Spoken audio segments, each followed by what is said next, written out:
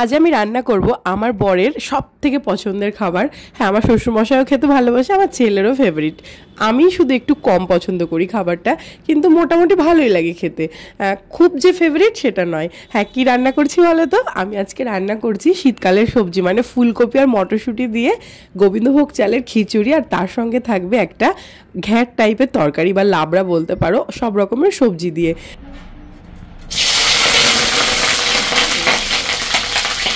তো সবার প্রথমেই দুটো কড়াই বসিয়ে দিয়েছি, আর ওই মাঝখানে দেখো গোবিন্দভোগ চালটাকে আমি ধুয়ে রেখেছি। আর দুটো কড়াইয়ের মধ্যে একটা কড়াইয়ে তেল দিয়ে দিলাম, সেটার মধ্যে কেটে রাখা ফুলকপিগুলো নুন হলুদ দিয়ে ভালো করে ভেজে নেব। আর একটা কড়াইয়ে দিয়ে দিলাম মুগ ডাল, যেটাকে আমি শুকনো খোলায় সুন্দর করে হালকা আছে ভেজে নেব, হালকা লাল লাল করে। আর খুব সুন্দর গন্ধ যতক্ষণ না বেরোবে ততক্ষণ কিন্তু আমি ভেজে নেব।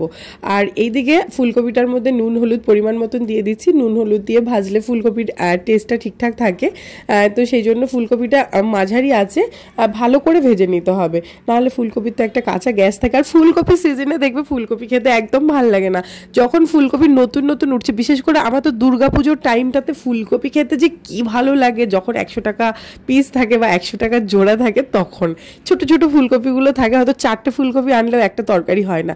সেই সময় ফুলকপি খেতে দারুণ লাগে। আমি শুনেছি বেশিরভাগ মানুষের ওই সময় ফুলকপি খেতে ভালো লাগে। আর এই শীতকালে ফুলকপি বাঁধাকপি দেখলেই কেমন একটা লাগে, তবুও খেতে তো হবে, তাই না? সিজনাল সবজি খাবো না তো কি খাবো এই সময়, তো খেতেই হয়। তো ওই জন্য ভালো করে বেশ কষিয়ে রসিয়ে রান্না করলে একদম পারফেক্ট। আর এদিকে দেখো আমি ফুলকপির গল্প করতে করতে আমার কিন্তু মুগ ডালটা লাল লাল করে ভাজা হয়ে গেছিলো।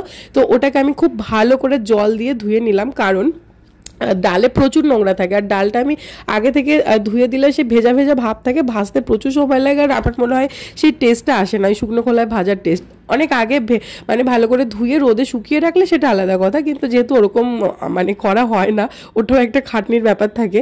তো ওই রান্না করার সময় আমি এরকমই করি, ওই ডালটাকে ভেজে নিই, ভেজে ভালো করে ওই 3-4 বার জল দিয়ে ধুয়ে তারপরে জল দিয়ে বসিয়ে দিই। তো ডাল ভেজে আমি ভালো করে ধুয়ে বসিয়ে দিলাম জল দিয়ে, ওটা জলটা ফুটছে। আর এই দিকে আমি আমার কফি বানানোর জন্য যে মেশিনটা কিনেছি, তো এইটা দিয়ে আমি একটা কাপের মধ্যে জল আর একটুখানি চিনি দিয়ে প্রথমে আর কফি দিয়ে ভালো করে ফেটিয়ে নিলাম, তার মধ্যে ফোটানো দুধ দিয়ে দিলাম। এটা হচ্ছে কমলার জন্য বানানো হলো।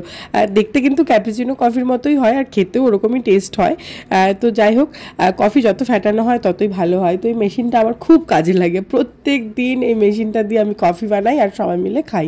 যাই হোক, আর এইদিকে কিন্তু আমি ডালটার মধ্যে দিয়ে দিলাম চাল। তো চাল ডাল মিলে এবার ভালো করে ফুটবে, আর তার জন্য আমি দিয়ে দিলাম এখানে মটরশুঁটি, একটুখানি মিষ্টি কুমড়ো আর গাজর, যে সবজিগুলো আমি ভাজিনি, তো চাল ডালের সঙ্গেই ফুটতে হবে, তো সেই জন্য দিয়ে। আর এই কড়াইয়ে আমি 5 ফোড়ন আর শুকনো লঙ্কা ফোড়ন দিয়ে দিলাম 5 মেশালি সবজি। আর সবজির মধ্যে আমি মিষ্টি কুমড়ো, একটুখানি থোর, একটু আলু আর হচ্ছে গাজর দিয়ে আমি দিয়েছি। আর এর মধ্যে আরও সবজি পড়বে পরপর। এই দেখো চাল ডাল একসঙ্গে সবজির সঙ্গে ফুটে যাক, আর শুধু ফুলকপিটাই আমি ভেজে দিচ্ছি, আর কিছুই ভেজে দিইনি। আর এই মানে যে আমি 5 মেশালি সবজিটা রান্না করছি, এটা কিন্তু আমি একটুও জল দেবো না, এরকমভাবেই ঢেকে ঢেকে কষবো। এইবারে আমি মিষ্টি আলুটাও দিয়ে দিলাম, আর তারপরে আরও সবজি যাবে 5 মেশালি সবজিটার মধ্যে, এক এক করে আমি দেবো। আর চাল ডাল কিন্তু দেখো সুন্দরভাবে ফুটে উঠেছে, খুব চটপট রান্নাটা হয়ে যায়। আমার 45 মিনিটের মধ্যে রান্নাটা পুরো কমপ্লিট হয়ে গেছিলো। এই দেখো, এবার আমি যেটা করলাম সেটা হচ্ছে নুন হলুদ সব কিছু দিয়ে দিলাম। আর হলুদটা আমি অল্প অল্প করে দিচ্ছি, যেহেতু আমি আলাদা বাটিতে আর গুলে দিইনি, আমি এরমভাবেই দিয়ে ওই অল্প অল্প করে দিই আর মিক্সড করে দিই। তাহলে কি হয়, হলুদটা দলা বেঁধে যায় না, আর বোঝাও যায় যে কতটা হলুদ আর লাগবে, ওই আইডিয়া করেই আমি দিয়ে দিই। দিয়ে মোটামুটি এই যে সব কিছু ফুটে গেছে খুব ভালো করে। এইবারে দেখো ফুলকপিটাও দিয়ে দিলাম, দিয়ে আর একটুখানি ফুটে গেলে আমি এবার খিচুড়িটাকে ফোড়ন দিয়ে দেবো।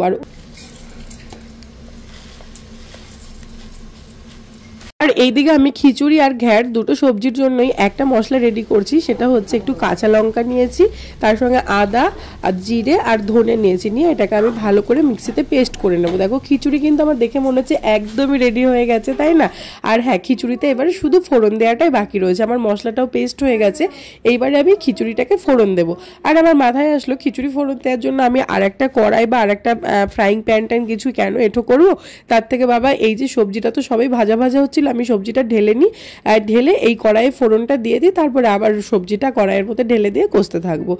তো সেই জন্য আমি কড়াইয়ে দিয়ে দিলাম তেল খিচুড়ি ফোড়ন দেওয়ার জন্য, আর তার মধ্যে দিয়ে দিলাম বেশ কয়েকটা শুকনো লঙ্কা। খিচুড়িতে শুকনো লঙ্কার ফ্লেভারটা জাস্ট অসাধারণ লাগে। আর প্রদীপ তো প্রত্যেকটা মানে চামচ যখন তুলবো খিচুড়ি ওকে দেওয়ার জন্য বলবো ওই লঙ্কাটা বেছে আমাকে দাও, ওই যে শুকনো লঙ্কাটা দেখা যাচ্ছে না ওটা আমাকে দাও, কাঁচা লঙ্কা নেবে না।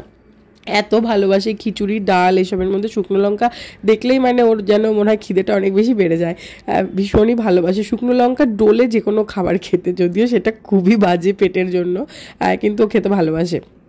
তো এই দেখো খিচুড়ি কিন্তু একদমই রেডি হয়ে গেছে। এর মধ্যে আমি একটুখানি চিনি মিক্সড করে দিলাম, কারণ খিচুড়ির যে টেস্টের ব্যালেন্স সেটা না হলে ঠিকঠাক আসে না, একটু চিনি দিতেই হয়, মানে মিষ্টি কিছু। তো যাই হোক এই দেখো এবার ওই যে আমি পেস্ট করা মশলাটা সেটা দিয়ে দিয়েছিলাম তেলের মধ্যে, দিয়ে এটাকে খুব ভালো করে কষে নিলাম। কষে এবার আমি খিচুড়ির মধ্যে দিয়ে দিলাম, দিয়ে এটাকে মিক্সড করে দেবো, উপর থেকে একটু ঘি দেবো। হ্যাঁ, এর সঙ্গে আবার একটু ওই জিরে ধনের আমার কাছে যে ভাজা মশলা থেকে গুঁড়ো করা সেই মশলাটাও আমি একদম শেষে ওপর থেকে ছড়িয়ে দেবো খিচুড়ির ওপর। তাহলে একটা বাটা কষানো মশলার টেস্ট, তার সঙ্গে হালকা একটু ভাজা মশলার টেস্ট আর ঘি সব কিছু মিলেমিশে কিন্তু খিচুড়িটা জাস্ট অপূর্ব খেতে হয়। এই যে ঘিও দিয়ে দিলাম, আবার আর একটু পরে আবার একটুখানি দেবো। এই ঘিটা দিয়ে একটু মানে 2 মিনিট মতন ওই মশলাটা আর ঘিটা ভালো করে ফুটবে খিচুড়ির সঙ্গে, তারপরে শেষে আরেকবার দেবো ঘি। আর এই দিকে দেখো সবজিটাও আবার ঢেলে দিয়ে দিয়েছি, এবার ওর মধ্যে নুন হলুদ সব কিছু দিয়ে দিচ্ছি। আর এই যে পেস্ট করা মশলা বললাম দুটো রান্নার জন্য আমার একই মশলা, যেহেতু এই ঘ্যাট বা এই টাইপের রান্নায় আর এক্সট্রা কিছু মশলা ইউজ হয় না, এই জিরে ধনে আদা এগুলোই দিতে হয়। তো মশলাটা দিয়ে এবার একটুখানি নাড়াচাড়া করে এইবারে যেটা দিলাম সেটা হচ্ছে শিম আর হালকা হালকা শীষযুক্ত পালং শাক। এবারে এটা কিন্তু দেওয়ার সঙ্গে সঙ্গে দেখো কমে যাচ্ছে শাকটা। এবারে ওই খুব ভালো করে আর কি নেড়ে নেড়ে মিক্সড করতে হবে। এইবার এই সবজিটাও কষবে সাথে মশলাটাও কষবে, আলাদা করে আর আমি মশলাটা কষালাম নাই। দেখো সবজি মশলা সুন্দরভাবে কষে কষে আর ওই যে ঢেকে ঢেকে দিচ্ছি, ওই সবজি থেকে যে জলটা বেরোচ্ছে সেই জলের মাধ্যমে কিন্তু সবজিটা আমার সেদ্ধও হয়ে যাচ্ছে সুন্দরভাবে। আর জল দিলে না তরকারির টেস্টটা একটু পাঞ্চে টাইপের হয়ে যায়। এই ধরনের রান্নাগুলো আমি সাধারণত এরকমভাবে ঢেকে ঢেকেই করি, আর জল ব্যবহার করি না, তাতে মনে হয় টেস্টটা অনেক ভালো হয়। আর খুব বেশি যে তেল লাগে সেটাও কিন্তু না, ওই ঢেকে ঢেকে করলে সবজির জলেই সুন্দরভাবে রান্নাটা হয়ে যায়। এই দেখো খিচুড়ি আমার একদম রেডি হয়ে গেছে। একটু গরম মশলার গুঁড়ো, একটু ভাজা মশলা আর তার সঙ্গে একটুখানি ঘি ওপর থেকে ছড়িয়ে দিলেই রেডি একদম গরম গরম শীতকালের সবজি দিয়ে গোবিন্দভোগ চালের খিচুড়ি। দেখে মনে হচ্ছে না যে টেস্টি হয়েছে? তোমরা কমেন্টে জানিও। আর তোমরা কারা কারা গোবিন্দভোগ চালের খিচুড়ি খেতে ভালোবাসো প্রদীপের মতন? প্রদীপ আসলে গোবিন্দভোগ না, ওকে যে কোনো চালের খিচুড়ি করে দিলেই, ওর খিচুড়ি রুটি পরোটা এই টাইপের আইটেমও খেতে পছন্দ করে, ভাত খেতে একটু কম ভালোবাসে। আর আমার যেমন ভাত, সাদা ভাত দরকার, আমার আর কিছু দরকার নেই। ভাতের সঙ্গে আমার আলু সেদ্ধ হলেই চলবে, তরকারি যে লাগবে তাও কোনো কথা নেই। কিন্তু আমি ওই খিচুড়ি টিচুড়ি অত পছন্দ করি না, রুটি অত পছন্দ করি না। এই দুজনের টেস্ট এই জায়গাটায় আমাদের দু রকমের। এই যে একদম রেডি হয়ে গেছে খিচুড়ি, এইবারে শুধু গরম গরম খাওয়ার পালা। আমার তরকারিটা হয়ে গেল। আর হ্যাঁ, প্রদীপ বললো যে একটুখানি বেগুনি ভেজো, খিচুড়ি তরকারি করছো একটু বেগুনি ভাজলে আর একটু ভালো লাগে। তো এইবারে চলো বেগুনিটা ভেজে নেবো।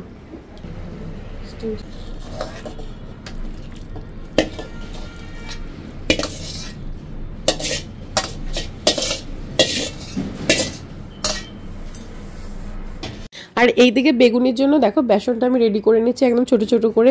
কাঁচা লঙ্কা কুচি দিয়ে দিলাম, আর তার মধ্যে নুন হলুদ আর বেসন দিয়ে একটু জল দিয়ে ভালো করে আমি ফেটিয়ে নিলাম ওই মেশিনটা দিয়ে। তাহলে আমার হাত দিয়ে খুব বেশি আর কি ফেটাতে হলো না, যেহেতু মেশিনটা আমার বার করায়। ওটা আমার কাছেই থাকে, রান্নার ওই চামচগুলো রাখি ওই চামচদানির মধ্যেই থাকে, তো খুব সুবিধা হয়। তো ওই বেসনটাকে ভালো করে ফেটিয়ে নিয়েছি বলে দেখো বেগুনিটা কতটা সুন্দর হয়েছে। যত ফেটানো হয় বেগুনি তত ভালো হয়, তত সুন্দর আর কি ক্রিস্পি হয়। এই বলে না ভেতরে আর কি যত মানে হাওয়া ঢুকবে, বাবল ক্রিয়েট হবে, তত যে কোনো আর কি ভাজাভুজির জিনিস ভালো হয়। আর আমরা খিচুড়িটা তো খাবো একটু পরে, এখন ওই অল্প কয়েকটা বেগুনি আমি ভাজছি, তার কারণ কিয়ানকে পড়াতে এসছে বাড়িতে।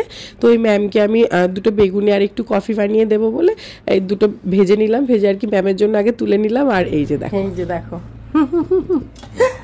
স্নান করতে যাচ্ছিল, বেগুনি ভাজা দেখে আমি বললাম দুটো ভাজি ভেজে ম্যামকে দিয়ে একটু কফি দিয়ে, বলছে তাহলে আমার জন্য দুটো ভাজি, আমি খেয়ে স্নান করতে ঢুকবো। মানে বাথরুমের সামনে থেকে আবার ঘুরে এসছে। এমন করছো তুমি, মনে হচ্ছে যেন কি না কি খাচ্ছ তো বেগুনি। বেগুনিটা মুচমুচা হয়েছে, মুচমুচা হয়েছে। ওইটাও ফেভারিট। কি বাজে, হাট। আর দুটো খেয়েছো, আর খেতে হবে না, গ্যাস হয়ে যাবে খালি পেটে। আবার তুমি খিচুড়ির সঙ্গে খাবে।